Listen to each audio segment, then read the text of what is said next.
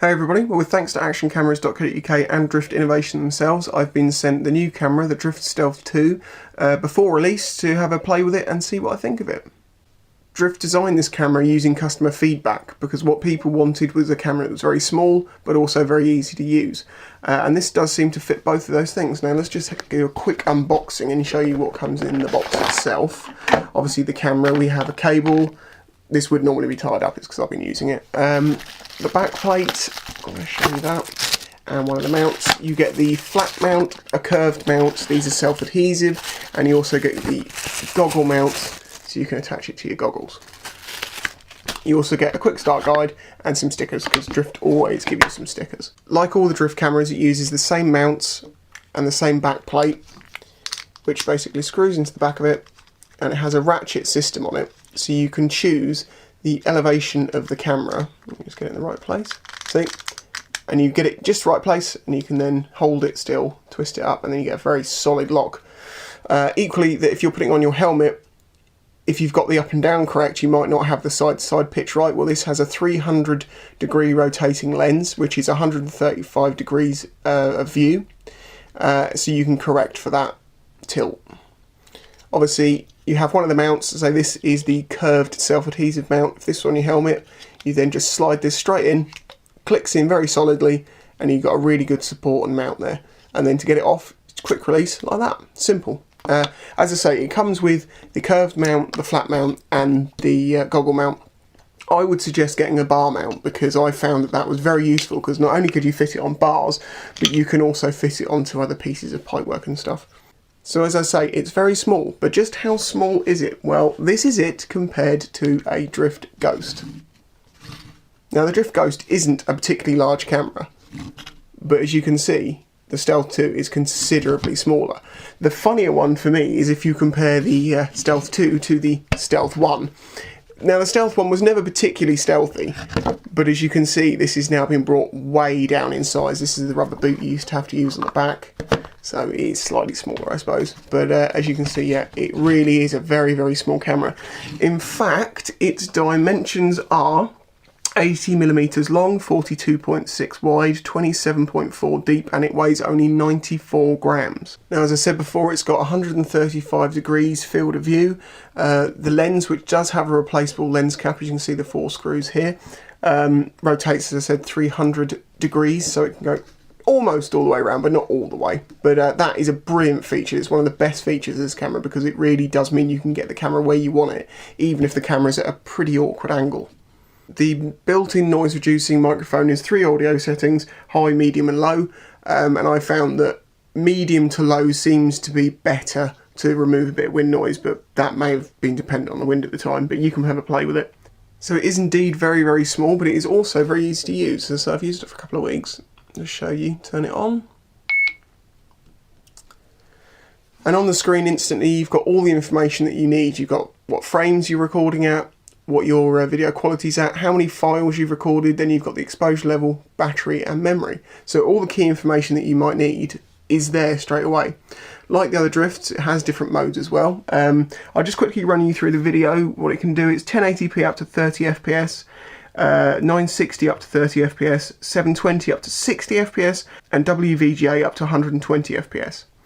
So the next one would be the camera mode, and that is up to 12 million pixels. You can reduce that a little bit if you wish.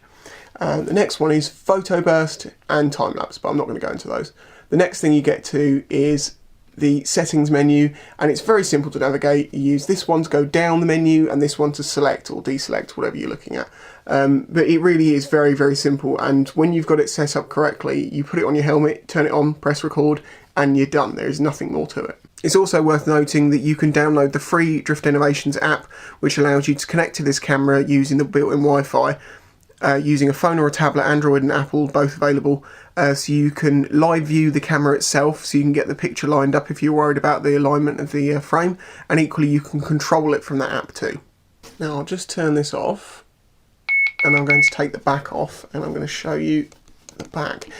This is water resistant, so this has got a good firm back on it, but this is classed to water resistant. You can see this shape here, this gasket. As you can see, that shape fits into that shape, so it gives you a nice good seal. You have your USB for removing the files and also for charging it. You have mini HDMI so you can plug it into a TV. You have your SD, micro SD shall I say there, and that can be up to a 32GB. You'll also notice that there is an internal battery on this. It's not a removable battery. That is a 1500 milliamp hour battery, which is claimed to do up to 3 hours. Now, I played with the camera for about 20 minutes, sort of with the settings, and I recorded for about an hour and it had 60% left. So whether that was going to reach the 3 hours or not, I'm not entirely sure.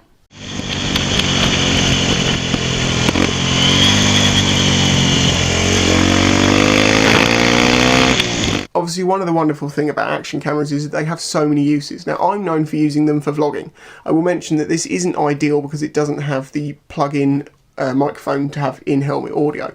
Though equally, you could actually do that separately using a digital voice recorder and a third-party mic. But where I think this is going to be really useful is, one, I think it'd be great for kids because it's very simple, it's very small, and if they want to record having fun with their friends or whatever, it's one button operation, you know, they're going to know how to use it. And obviously there is a multitude of hobbies that you might want to record. You might want to mount the camera somewhere funny.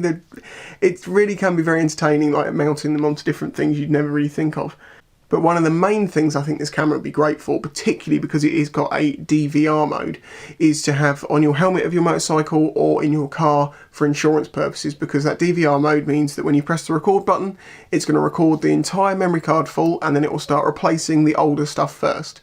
So when you start driving, when you start riding, you just turn it on, and if anything happens along the way, you've got the footage there. Now, obviously, if it was in a car, you could actually plug the power cable into a USB adapter and then plug that into the camera itself, and it would always have power. You wouldn't have to worry about charging it. So it could possibly be ideal for a dash cam. The images seem crisp and clear. I even tried it at night and it did okay. You could see what was going on. I did have to put that on to exposure +2, but it certainly seemed to work. As I say, colours are nice. Comes out nice and crisp. There isn't really a lot to say. It's a very basic action camera, but it does exactly what it says on the box.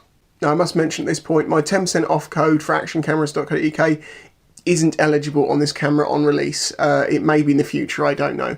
But what you will still be able to get a discount on is if you buy some memory cards or, say, like a bar mount or something. When you purchase this camera, if you use my code, you will get a discount on those. So overall, I think it's a great little camera, and I think Drift's done very well to meet what the customers were after with a small and simple camera. Thanks for watching, I'll catch you next time. Printers can't do food like Replicators could, but if you put like a sausage paste into a 3D printer, I'm sure it could print you a sausage.